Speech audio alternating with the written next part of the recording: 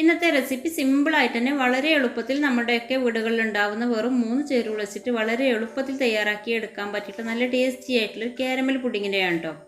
അപ്പോൾ ഇനി ഒരു പുഡിങ് എങ്ങനെയാണ് നമ്മൾ ഉണ്ടാക്കിയെടുക്കുന്നതെന്നും പിന്നെ ഇതിലേക്ക് എന്തൊക്കെയാണ് ചേരുവകൾ വേണ്ടതെന്നും കൂടെ നോക്കാം. ഈ പുഡിങ്ങിലേക്ക് വേണ്ടിയിട്ട് നമുക്ക് ആദ്യം തന്നെ ഒരു കാരമൽ റെഡിയാക്കി എടുക്കാം. അപ്പോൾ അതിനായിട്ട് വെള്ളത്തിൻ്റെ അംശം ഒട്ടുമില്ലാത്തൊരു പാൻ അടുപ്പിലേക്ക് വെച്ചിട്ട് ഹൈ ഫ്ലെയിം തന്നെ വെച്ചിട്ട് ഇതിലേക്ക് 3.5 ടേബിൾ സ്പൂൺ പഞ്ചസാര ചേർത്ത് കൊടുക്കാം.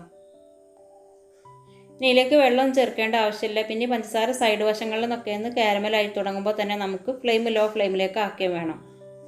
ഇതിലേക്ക് തവിയൊന്നും ഇട്ട് കൊടുക്കേണ്ട ആവശ്യമില്ല. ഇത് തനിയെ തന്നെ സൈഡ് വശങ്ങളിൽ നിന്നൊക്കെ കളറൊക്കെ ചേഞ്ചായി കാരമലായി തുടങ്ങിയിട്ടുണ്ട് കേട്ടോ. ഈ ഒരു സമയം തന്നെ നമുക്ക് ലോ ഫ്ലെയിമിലേക്ക് ആക്കിയിട്ട് കാരമലൈസ് ചെയ്തെടുക്കാം. ഇപ്പോൾ ഈ പഞ്ചസാരയൊക്കെ ഏകദേശം മെൽറ്റായി കളർ കൂടെ ചേഞ്ചായി തുടങ്ങിയിട്ടുണ്ട്.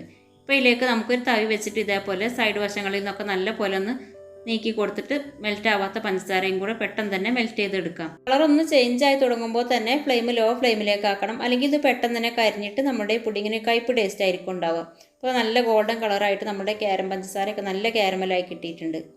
ഇനി നമുക്കിത് പുഡിങ് സെറ്റ് ചെയ്യാനെടുക്കുന്ന പാത്രത്തിലേക്ക് ഒഴിച്ച് കൊടുക്കാം. അപ്പോൾ പെട്ടെന്ന് തന്നെ ഒഴിച്ച് കൊടുക്കണം, അല്ലെങ്കിൽ ഇത് പെട്ടെന്ന് തന്നെ നമ്മൾ കാരമൽ റെഡിയാക്കി എടുത്തിട്ട് ആ പാത്രത്തിൽ തന്നെ സെറ്റായി പോകട്ടോ. അതുകൊണ്ട് പെട്ടെന്ന് തന്നെ നമ്മളിത് പുഡിങ് സെറ്റ് ചെയ്യാനായിട്ടുള്ള പാത്രത്തിലേക്ക് ഒഴിച്ച് കൊടുക്കുക.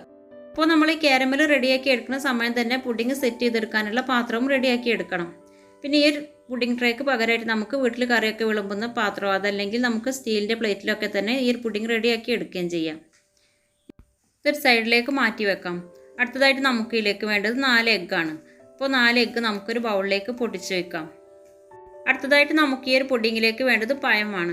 ഞാനിപ്പോൾ എടുത്തിട്ടുള്ളത് ഞാലിപ്പൂവൻ പഴമാണ്. ഇതിന് പകരമായിട്ട് നമുക്ക് റോബസ്റ്റ പഴമൊക്കെ ചേർത്ത് കൊടുക്കുകയും ചെയ്യാം. പിന്നെ നേന്ത്രപ്പഴവും അതേപോലെ തന്നെ മൈസൂർ പഴമൊന്നും വെച്ചിട്ട് നമ്മൾ പുഡിങ് റെഡിയാക്കി എടുക്കുമ്പോൾ അത്രയ്ക്ക് അങ്ങ് ടേസ്റ്റ് ഉണ്ടാവില്ല കേട്ടോ. ആ ഒരു പഴത്തിൻ്റെയൊക്കെ ടേസ്റ്റ് ആയിരിക്കും മുന്നിട്ട് നിൽക്കുക. അതുകൊണ്ട് നമുക്ക് ഞാലിപ്പൂവൻ അല്ലെങ്കിൽ റോബസ്റ്റ പഴം അങ്ങനെ ഏതെങ്കിലും പഴം നോക്കിയിട്ട് വേണം ഈ ഒരു പുഡിങ്ങിലേക്ക് വേണ്ടിയിട്ട് എടുക്കാനായിട്ട്. ഇനി പഴത്തിൻ്റെ തൊലിയൊന്ന് കളഞ്ഞിട്ട് നമുക്കൊരു മിക്സിയുടെ ജാറിലേക്ക് ഇട്ട് കൊടുക്കാം.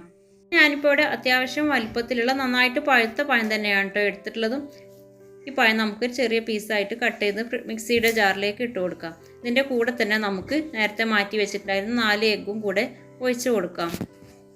ഇതിലേക്ക് ഒരല്പം ഉപ്പ് ചേർത്ത് കൊടുക്കുന്നുണ്ട്. അതേപോലെ തന്നെ മുട്ടയുടെ ആ ടേസ്റ്റ് ഒന്ന് വിട്ട് കിട്ടാൻ വേണ്ടിയിട്ട് ഒരു 1/4 ടീസ്പൂൺ ഏലക്കാപ്പൊടിയും ചേർത്ത് കൊടുക്കുന്നുണ്ട്.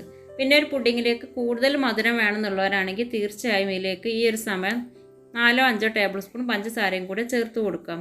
ഞാൻ പിന്നെ മധുരം ചേർത്ത് കൊടുക്കാൻ താല്പര്യമില്ലാത്തതുകൊണ്ട് പഴമായതുകൊണ്ടുമാണ് ഞാൻ ഇതിലേക്ക് പഞ്ചസാര ഒട്ടും ചേർത്ത് കൊടുക്കുന്നില്ല. ഈ ഒരു രീതി തന്നെയാണ് ഈ ഒരു പുഡിങ് റെഡിയാക്കി എടുക്കുന്നത്.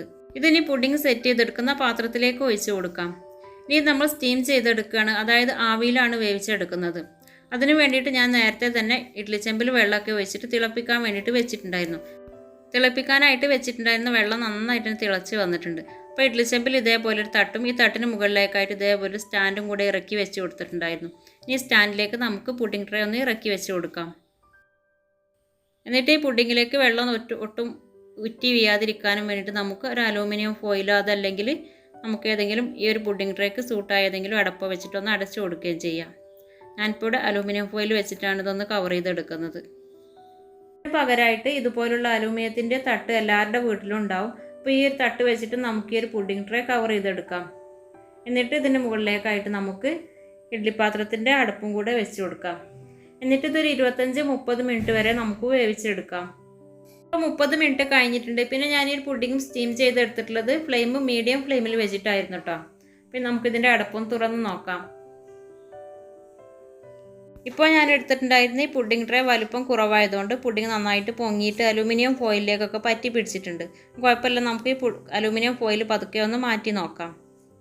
ഇപ്പോൾ ഇത് കണ്ടില്ലേ, പുഡിങ്ങൊക്കെ നല്ലപോലെ തന്നെ സെറ്റായി വന്ന് കിട്ടിയിട്ടൊക്കെ ഉണ്ട് കേട്ടോ. കാണുമ്പോൾ തന്നെ മനസ്സിലാവുന്നുണ്ട്.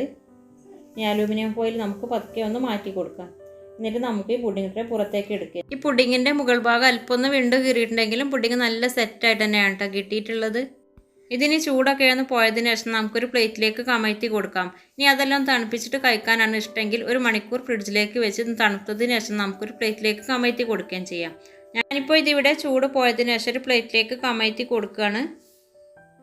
അങ്ങനെ നമ്മുടെ ടേസ്റ്റി ആയിട്ടുള്ള കാരമൽ പുഡിംഗ് ഇവിടെ റെഡി ആയിട്ടുണ്ട്.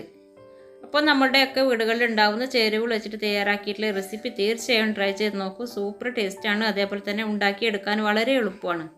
അപ്പോൾ ഈ ഒരു വീഡിയോ ഇഷ്ടമായിട്ടുണ്ടെങ്കിൽ ലൈക്ക് ചെയ്യുക. അതേപോലെ തന്നെ ചാനൽ സബ്സ്ക്രൈബ് ചെയ്യാതെയാണ് വീഡിയോ കാണുന്നതെങ്കിൽ പ്ലീസ് ഒന്ന് സബ്സ്ക്രൈബ് ചെയ്ത് ചാനലൊന്ന് സപ്പോർട്ട് ചെയ്യുകയും ചെയ്യാം. അപ്പോൾ ഓക്കെ, ഇൻഷാ അല്ലാഹ് നമുക്ക് അടുത്ത മറ്റൊരു റെസിപ്പിയുമായിട്ട് കാണും വരെ ടേക്ക് കെയർ. ബൈ. അസ്സലാമു അലൈക്കും.